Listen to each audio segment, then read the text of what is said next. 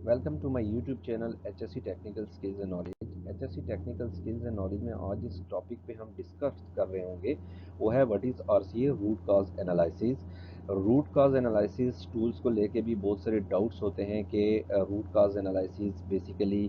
कौन सा टूल्स है और इसको कैसे जो है परफॉर्म किया जाता है within the organisation accident और इंसिडेंट इन्वेस्टिगेशन के लिए। तो इंशाल्लाह आज के इस टॉपिक में हम थोरोली डिस्कस कर रहे होंगे कि रूट काज एनालिसिस कौन सा टूल्स और टेक्निक है और इसको कैसे जो है within the organisation accident और incident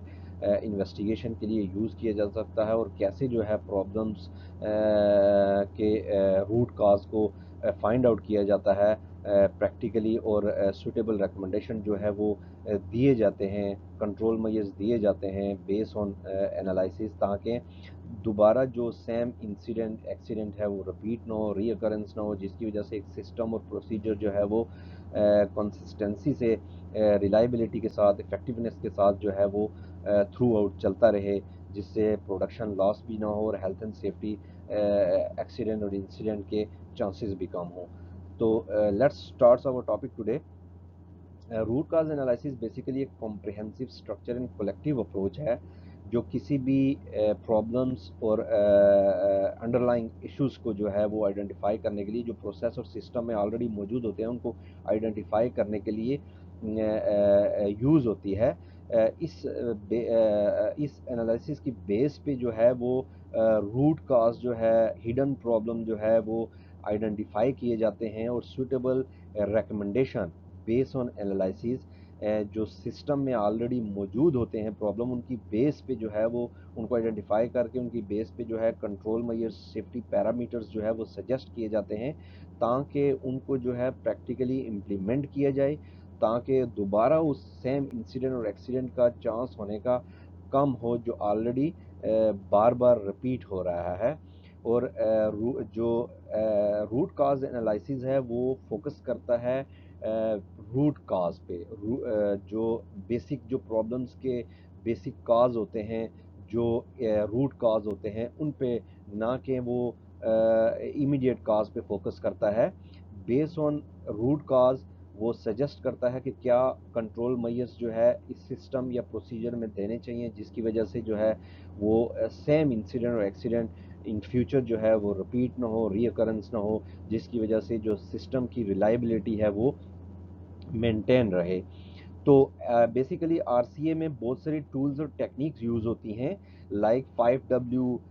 FMEA, failure mode, effect analysis, tap root, fault tree analysis, ETA, event tree analysis, fishbone etcetera. ये बहुत सारी टूल्स और टेक्निक्स हैं जो अंडर आरसीए जो है वो परफॉर्म की जाती हैं। बहुत सारी टेक्निकल्स हैं जो कॉम्प्लेक्स सिस्टम में यूज़ की जाती हैं, जैसे failure mode effect analysis, tap root,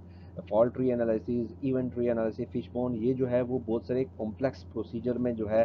वो रूट काज एनालिसिस को फाइंड आउट करने के लिए इनका एक प्रोसीजर है, proper numerically mathematically find out किया जाता है कि सिस्टम में क्या प्रॉब्लम्स हैं, क्या जो है वो अंडरलाइंग इश्यूज हैं, तो उनको आइडेंटिफाई किया जाता है, उनकी बेस पे जो है वो सेफ्टी पैरामीटर्स दिए जाते हैं। बट आज के इस जो टॉपिक में हम एक सिंपल टेक्निक जो 5W है उसको डिस्कस करेंगे एक एग्जांपल के साथ। फॉर एग्जांपल 5W जो एक ऐसी टेक्निक है जो रूट काज एनालिसिस को रूट काज मालूम करने के लिए एक इजी मेथड है जो आरसीए में यूज़ किया जाता है और मोस्टली ऑर्गेनाइजेशन में यूज़ भी होता है। मीन्स कि कोई भी अगर प्रॉब्लम हुआ है तो 5 टाइम्स ऑफ क्वेश्चन पूछ के, वाई लिख के आप डायरेक्टली जो है वो रूट काज मालूम कर सकते हैं उस प्रॉब्लम का। तो चलो इसको डिस्कस करते हैं कि कैसे जो है 5W फार्मूला यूज़ किया जाता है रूट काज एनालिसिस करने के लिए। तो फॉर एग्जांपल एक एग्जांपल लेते हैं कि एक वर्कर जो है वो किसी भी with in the work place जो है वो फ्लोर से स्लिप होके, उस फ्लोर पे ऑयल स्पिल था, पड़ा हुआ था, जिसकी वजह से वो स्लिप हुआ और गिरा और उसको चोट लगी। तो फर्स्ट जो क्वेश्चन होगा कि वर्कर क्यों गिरा, तो उसका जो आंसर मिलेगा कि फ्लोर पे जो है वो ऑयल था या वाटर था, जो भी था पड़ा हुआ था, उसकी वजह से वर्कर स्लिप हुआ, ट्रिप हुआ, जिसकी वजह से वो गिरा और उसको चोट लगी। सेकंड क्वेश्चन होगा कि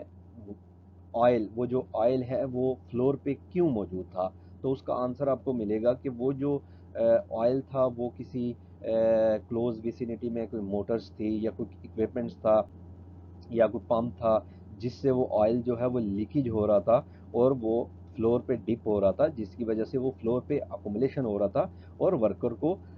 वहाँ से वर्कर स्लिप हुआ और उसको इंजरी का बायस बना। तीसरा जो क्वेश्चन मिलेगा वह का कि क्यों जो है वो जो मोटर है रेलिवेंट या पंप है या कोई भी इक्विपमेंट है वो क्यों लीकेज था, उसमें क्या प्रॉब्लम था, क्यों वो लीकेज था। तो उसका आंसर मिलेगा कि उसका कुछ जो है वो कुछ पार्ट्स जो है टूटा हुआ था या लीकेज था या रप्चर था, जिसकी वजह से जो है वो माइनर लीकेज हो रही थी और ऑयल स्पिल या रिलीज होके जो है वो फ्लोर पे अकोमोलेट हो रहा था। तो चौथा जो क्वेश्चन उसका वाई का वाई में मिलेगा कि वो चीज़ क्यों डैमेज थी, क्यों लीकेज हो रही थी, आया उसको कोई चेक नहीं कर रहा था या कोई इंस्पेक्शन के लिए मेंटेनेंस टीम नहीं आई, तो क्यों ऐसा हुआ। तो आंसर मिलेगा कि कोई आदमी जो है वो मेंटेनेंस के लिए नहीं आता,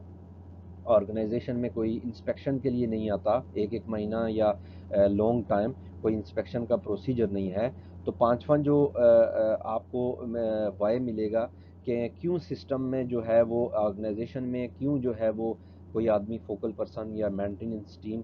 उसको फिक्स करने के लिए इंस्पेक्शन करने के लिए नहीं आ रही थी। तो पता चलेगा कि कंपनी में कोई मेंटेनेंस फ्रीक्वेंसी या मेंटेनेंस रिजीम का कोई कॉन्सेप्ट नहीं है, कंपनी जो है वो इस चीज़ पे फोकस नहीं करती कि जो है वो टाइमली बेसिस पे जो है इक्विपमेंट्स या टूल्स या सिस्टम या प्रोसीजर की जो है वो टाइमली बेसिस पे जो है वो मेंटेनेंस की जाए, कंडीशन बेस पे या प्रिवेंटिव मेंटेनेंस जो है मेंटेनेंस है उसको फॉलो अप किया जाए। तो यहाँ पे आपको रूट काज मिल गया प्रॉब्लम का कि सिस्टम में विद इन द ऑर्गेनाइजेशन जो सिस्टम है उसमें मेंटेनेंस फ्रीक्वेंसी या मेंटेनेंस रिजीम का कोई कॉन्सेप्ट नहीं है within the organisation. Organisation जो है वो इस तरफ जो है वो फोकस नहीं करती, जिसकी वजह से टूल्स एंड इक्विपमेंट जो है उनकी रिलायबिलिटी और इफेक्टिवनेस पर क्वेश्चन मार्क आता है। अगर सिस्टम में या विद इन द ऑर्गेनाइजेशन जो है वो एक प्रॉपर प्रोसीजर्स हो, एक प्रॉपर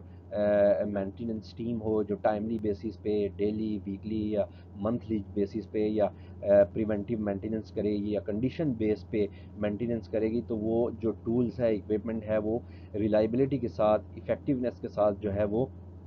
चलता रहेगा। क्योंकि ऑन टाइमली बेसिस पे एक मेंटेनेंस टीम आएगी या फोकल पर्सन आएगा जो इंस्पेक्शन करेगा टूल्स एंड इक्विपमेंट के जितने भी जो माल फंक्शनिंग है या कोई प्रॉब्लम चल रहा है या कोई लीकेज है या कहीं पर रप्चर हुआ हुआ है टूल्स एंड इक्विपमेंट, तो उसको प्रॉपर आइडेंटिफाई करेगा और सुटेबल रिकमेंडेशन जो है वो उस पार्ट को रिप्लेस करेगा या जो भी मेंटेनेंस वो करेगा, जिसकी वजह से वो प्रॉब्लम जो है टाइमली बेसिस पे रेक्टिफाई हो जाएगा और सिस्टम एक रिलायबिलिटी के साथ चलता रहेगा और सिस्टम जो फेलियर भी नहीं होगा, जो है वो सेम इंसिडेंट एक्सीडेंट जो है वो फ्यूचर में रिपीट भी नहीं होगा और जो कंपनी की प्रोडक्शन है वो एक कंसिस्टेंसी के साथ चलती रहेगी। तो बेसिकली जो आरसीए का जो मेन बेसिक पर्पस है वो रूट काज को फाइंड आउट करने के लिए उसकी बेस पे जो है वो रिकमेंडेशन दिए जाते हैं, ताकि जो अंडरलाइंग इश्यूज हैं, जो प्रॉब्लम्स हैं विद इन द ऑर्गेनाइजेशन या सिस्टम में चल रहे हैं, प्रोसीजर में चल रहे हैं, उनको टाइमली बेसिस पे आइडेंटिफाई किया जाए और सुटेबल रिकमेंडेशन दिए जाए ताकि उनकी रेक्टिफिकेशन ऑन टाइमली बेसिस की जाए और सिस्टम की रिलायबिलिटी को बढ़ाया जाए। तो होपफुली आपको विद एग्जांपल जो है वो अच्छी तरह से आर सी ए टूल्स समझ में आएगा कि कैसे आर सी ए को 5W टूल्स यूज़ करके जो है वो यूज़ किया जाता है एक्सीडेंट और इंसिडेंट की इन्वेस्टिगेशन के लिए। Thank you very much. Allah हाफिज़।